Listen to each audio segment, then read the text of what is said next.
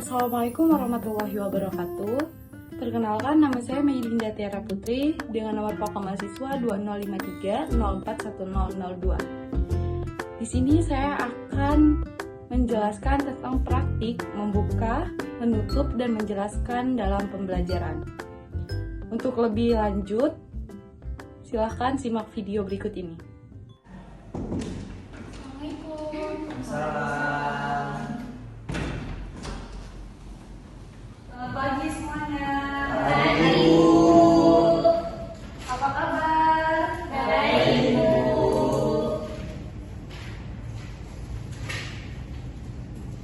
Baik, sebelumnya mari ketua kelas kita berdoa dulu sebelum mulai pembelajaran dipimpin. Bu, sebelum kita mengawali kegiatan kita pada pagi hari ini, ada baiknya kita berdoa dan menurut agama yang percaya masing-masing. Berdoa mulai. Doa selesai. Beri salam. Assalamualaikum warahmatullahi wabarakatuh. Waalaikumsalam warahmatullahi wabarakatuh. Baik, sebelum mulai pembelajaran kita absen dulu ya. Ya, Bu. Alek, Ya, Bu. Dinda, Hadir Ibu. Siti, Hadir Ibu. Vila, hadir Bu. Putri, Hadir Ibu. Sri. Hadir Ibu. Ada yang tidak masuk? Tidak, Bu. Masuk semua. Alhamdulillah, kelas ini sehat-sehat semua dan semangat untuk belajar. Sebelum pembelajaran kita mulai, Ibu akan memberi pemantik untuk semangat kalian. Bila Ibu bilang tetap masih semangat, jawabnya tetap semangat, tetap semangat, tetap semangat. Bisa? Bisa, Bu. Baik, kita mulai. Masih pada semangat?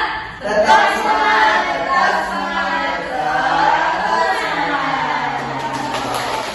Jadi kita harus bersemangat sebelum memulai apapun itu, supaya badan kita bisa merespon dan menangkap apa yang akan diberikan hari ini. Baik, sebelum masuk ke materi, Ibu ingin bertanya, masih ingat materi kita minggu lalu?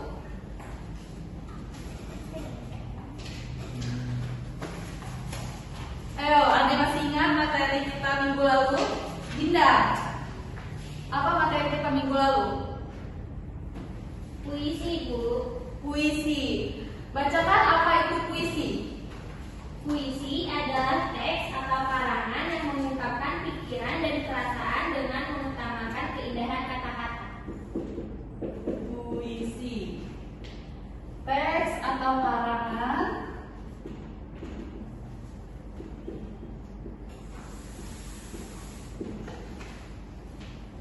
yang menggunakan Pikiran dan perasaan.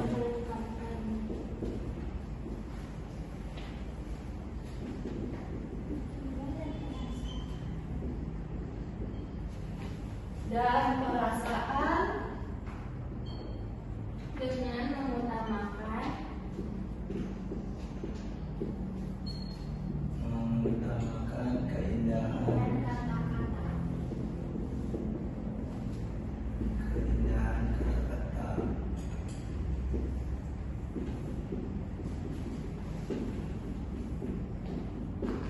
Ya, jadi puisi adalah teks atau karangan yang menggunakan pikiran dan perasaan dengan mengutamakan keindahan kata-kata. Dalam puisi ini, kita dapat mengungkapkan berbagai hal seperti kegelisahan, kemarahan, kesedihan, dan lain-lain. Ada yang tahu mengapa sih disebut puisi? Ada yang tahu? Enggak, Bu. Tidak. Jadi mengapa disebut puisi? Karena terdiri dari irama dan rima. Nah, Ibu bakal jelasin apa itu irama dan rima. Rima adalah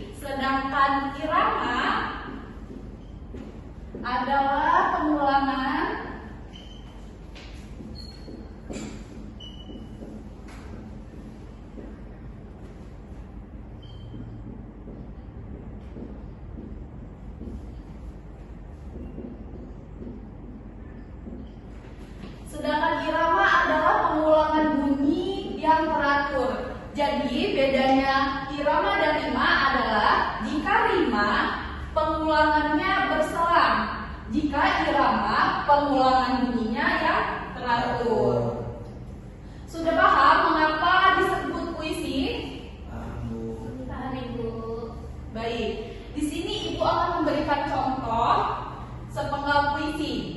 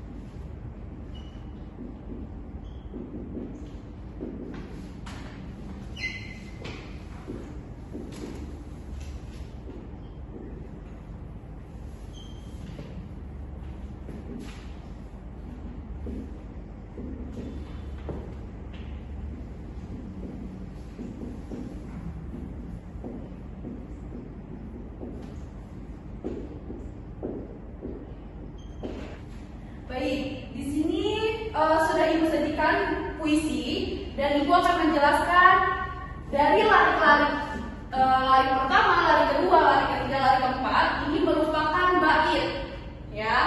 Dan yang Ibu garis bawahi seperti wajahmu, di tanganmu, hujanmu itu merupakan rima. Nah, di sini Ibu sudah menjelaskan tentang rima dan irama. Rima itu adalah pengulangan bunyi yang berselang. Contohnya seperti ini. Ada di wajahmu, di tanganmu, hujanmu. Mengapa berselang? Karena melihat dari ujung puisi, ya. Ibu akan memberi contoh satu puisi lagi. Ibu minta salah satu dari kalian menjelaskan yang mana yang pengulangannya.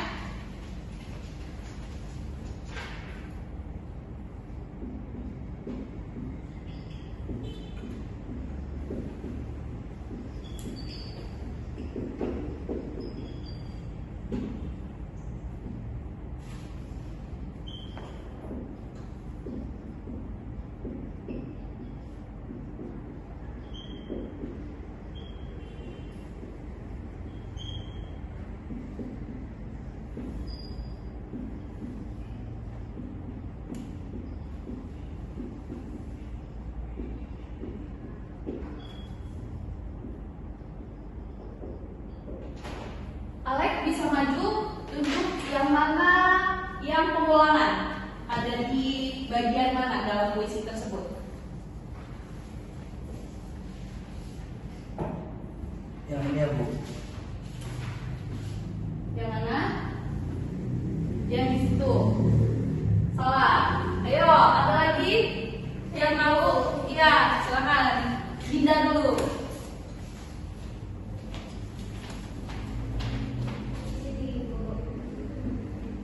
Ya, benar. Ada lagi yang ingin mencoba? Ayo, Siti. Terdapat di bagian mana pengulangannya?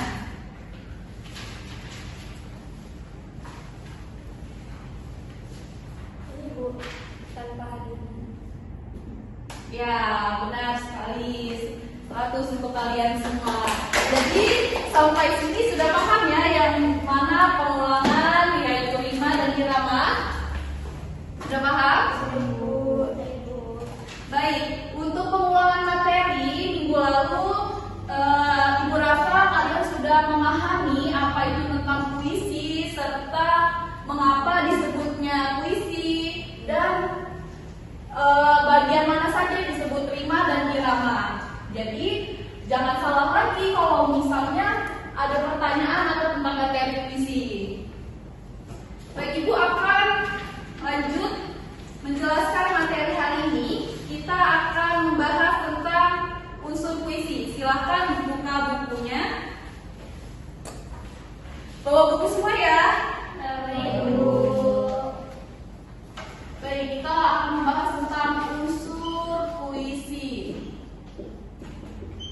Ada yang tahu unsur puisi itu ada berapa macam? 3 Ibu. 3. Ada yang tahu lagi unsur puisi ada berapa macam? Ibu. Ya? Ada 2 Ibu. Benar. Ada 2 macam. Apa saja Siti?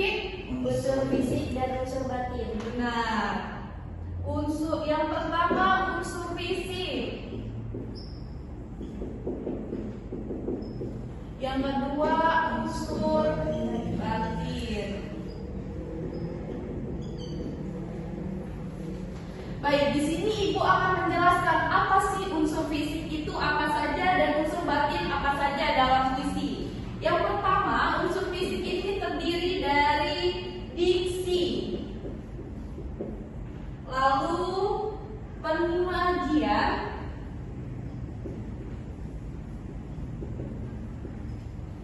selanjutnya bahasa kiasan. Tulisan Ibu terbaca ya. Baca, Ibu. Kata konkret.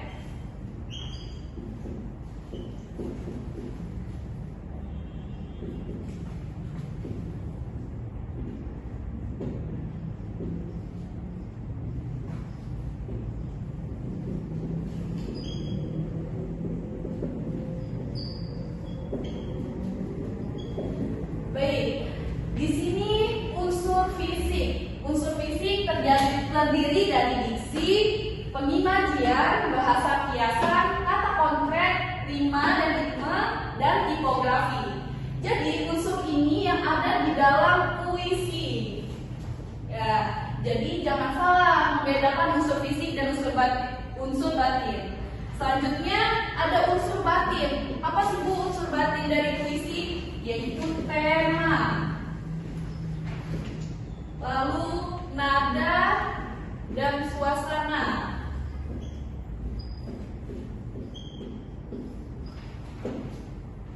Selanjutnya perasaan. Nah, kalau unsur batin itu dari perasaan, seperti terciptanya puisi dalam perasaan galau, gembira, atau bisa kesedihan, duka. Nah, itu adalah unsur batin dari puisi. Nah, di sini Ibu akan menjelaskan dari diksi. Ada yang tahu diksi itu apa? Ada yang tahu? Tahu. Ya, apa Dinda? Diksi adalah pemilihan kata. Jadi kata-kata yang dipilih dalam puisi itu harus memiliki makna untuk dapat mewakili perasaan, pikiran, dan maksud penyair. Benar. Jadi diksi adalah pemilihan kata.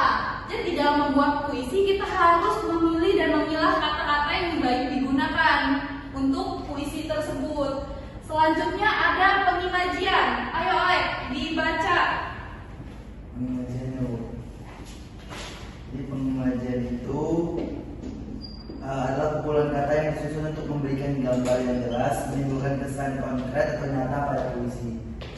Kumpulan kata Memberikan gambaran yang jelas.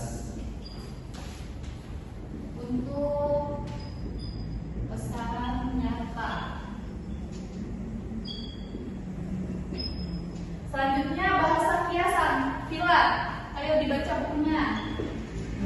Bahasa kiasan adalah bahasa yang sering dikenal dengan istilah majas.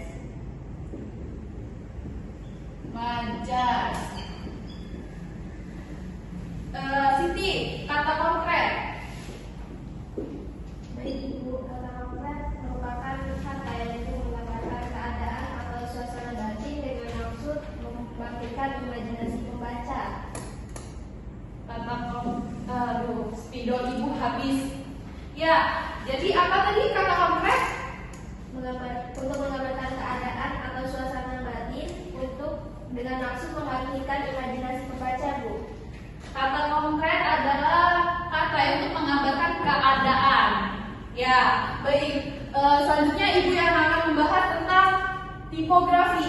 Tipografi adalah bentuk dari penataan puisi.